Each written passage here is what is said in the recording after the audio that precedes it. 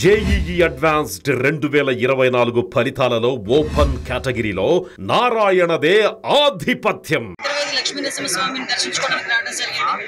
నేను ఎన్నికల ప్రచారం కూడా స్టార్ట్ చేసేటప్పుడు కూడా అంతర్వేది వచ్చి లక్ష్మీనరసింహస్వామిని దర్శించుకొని ఆ తర్వాత ఎన్నికల ప్రచారం కూడా స్టార్ట్ చేయడం జరిగింది. అందులో భాగంగానే గెలిచిన తర్వాత వద్దామని ఇక్కడ అనుకున్నాను. అందుకే మళ్ళీ ఇక్కడికి వచ్చి లక్ష్మీనరసింహస్వామిని దర్శనం చేసుకొని స్వామివారి ఆశీస్సులు తీసుకొని రాబోయే కాలంలో యాజ్ ఏ హోమ్ మినిస్టర్గా ఈ రాష్ట్రం తాలూకా రక్షణ విషయంలో కానీ మహిళల తాలూకా భద్రత విషయంలోనే కానీ దైవానుగ్రహం కూడా నా మీద ఉండాలని మనస్ఫూర్తిగా నేను ఇక్కడ కోరుకొని నేను వెళ్తున్నానండి. ఏదైతే చంద్రబాబు నాయుడు గారికి, పవన్ కళ్యాణ్ గారికి, మోడీ గారికి కూడా మంచి ధైర్యాన్ని, అదేవిధంగా అభివృద్ధి పదంలో ముందుకు నడిపించే విధంగా సహాయ తోడ్పాట్లు అందించమని నేను కోరుకోవడం జరిగింది.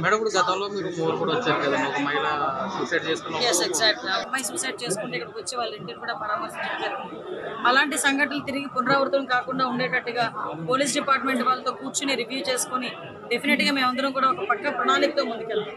ఏదైతే రాష్ట్రంలో గంజాయి డ్రగ్స్ విపరీతంగా పెరిగిపోయి ఉన్నాయి, అదేవిధంగా ఆడపిల్లల మీద అఘాయిత్యాలు కానీ ఆడపిల్లల మిస్సింగ్ కేసులు కానీ చాలా ఎక్కువగా ఉన్నాయి లాస్ట్ 5 yearsలో.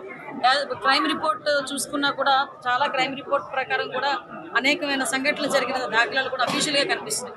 వీటన్నిటినీ కూడా ఓవర్కమ్ చేయడమే కాకుండా ఈ రాష్ట్రంలో ఉన్న మహిళలకే కాదు సామాన్య ప్రజలకి కూడా వాళ్ళ తాలూకా భద్రత, వాళ్ళ ఆస్తుల తాలూకా భద్రత అన్నీ కూడా మేము చూసుకోవాల్సిన అవసరం ఉంది. కాబట్టి దీని మీద పోలీస్ డిపార్ట్మెంట్ వాళ్ళతో మేమందరం కూడా మాట్లాడుకొని తగిన నిర్ణయాలు తీసుకొని యాజ్ ఎర్లీ యాజ్ పాసిబుల్ ప్రజలందరికీ ముందుకు తీసుకొస్తాం. సుమన్ టీవీలో మీ పర్సనల్ అండ్ బిజినెస్ ప్రమోషన్స్ కోసం కింది నెంబర్కి కాంటాక్ట్ చేయండి.